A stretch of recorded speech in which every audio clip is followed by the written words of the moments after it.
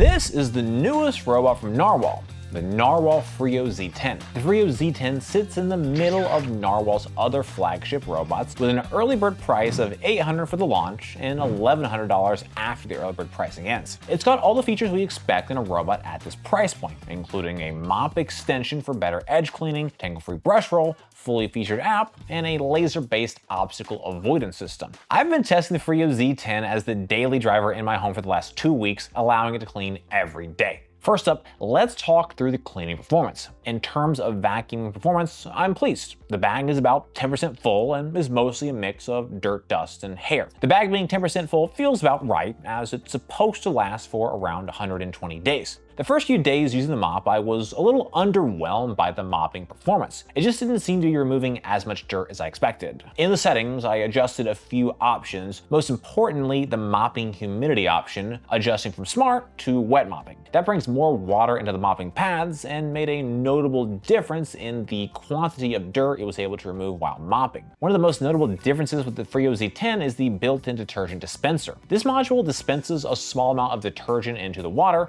which helps improve cleaning and helps keep that dirty water tank less grimy. Next, let's talk about navigation, specifically where the robot got stuck. On day 1, it got stuck on some cords under my bed, so I just created a no-go zone around those cords. Day 2 and 4, it got stuck after it ran over some of the stuff my kids left lying about, namely a piece of plastic from a toy and a plastic lid from a mini Oreo container. Several days ago, we had the patio door open to let in some fresh air, and the robot tried to go outside. Fortunately, it got stuck on the threshold between the door and patio and didn't damage itself. Towards the end of our test, the robot got caught on a bar stool chair leg. These types of legs are really difficult for a robot, so I wasn't surprised to see it struggle here. That said, I was pleased that it only got stuck once. This is normally an area where I would block it off with a no-go zone. Overall, it feels like the obstacle avoidance is about average for a robot of this pricing tier. While it did struggle with cords, bar stools, and kids' toys, it managed everything else without issue. Moving on, let's talk about the cleaning speed and coverage.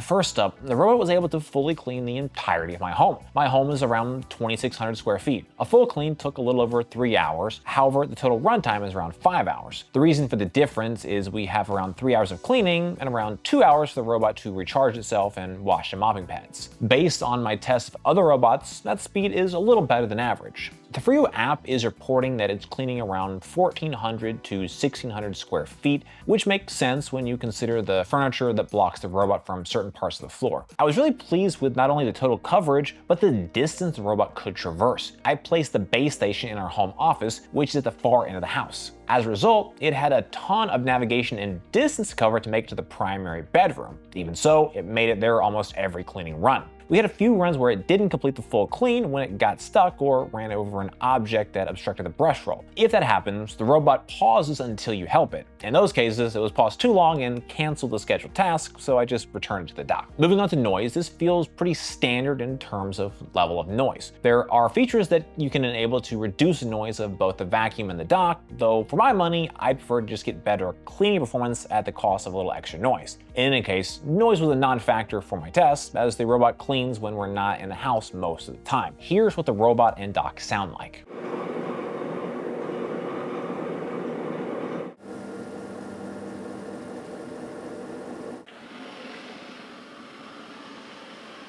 Moving on to usability. Once the robot is set up, daily usability is pretty straightforward. Aside from having to rescue it from getting stuck every few days and changing the water each day, there was really nothing else to do. The robot runs on the daily schedule I set up, and for the most part, I didn't have to touch it at all. The Narwal Freo app is fully featured and has tons of settings to customize exactly when, where, and how the robot cleans. Overall, I'm pleased with the app, and it has all the standard set of features and settings that I expect from a robot at this price point. The Narwal has a range of brushes, filters, and bags that you will need to periodically replace. The app has a screen letting you know the recommended time left on each part and accessory. In addition, depending on how much mopping you're doing, you may need to change out the water more or less frequently. With around 1,500 square feet mop per day, I needed to replace the water each day. All that said, with any mopping robot that washes its own mopping pads, the cleaning tray will build up dirt over time. Here's what our cleaning tray looks like just after 2 weeks. This is by far the worst maintenance task. The mopping tray is essentially the bottom of a mop bucket after just a couple of weeks of cleaning. You'll need to take this to your sink to clean and rinse off all the buildup of dirt and hair periodically, depending on how much you're mopping and how dirty your floors are. So, should you buy the Narwal Freo Z10? Overall, this feels like a solid robot that builds on the success of Narwal's other robot models. Over the years, I've tested the entire Narwal line, in addition to nearly 100 other robots from every major brand. What sets the Narwal apart is their mopping performance. In my view, they are without question the robot to beat for mopping. So if your home is primarily hard surface floors,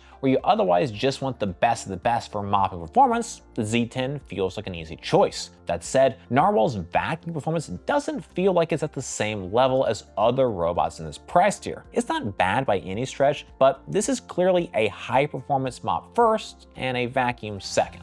Well guys, to this video, I hope you found it helpful. Comments and questions, please drop us those notes down below. If you're interested in buying the Narwal, we've got links in the description. If you'd like to see more from Modern Castle, be sure to get subscribed, ring that bell, and visit us over at moderncastle.com. As always, thank you so much for watching.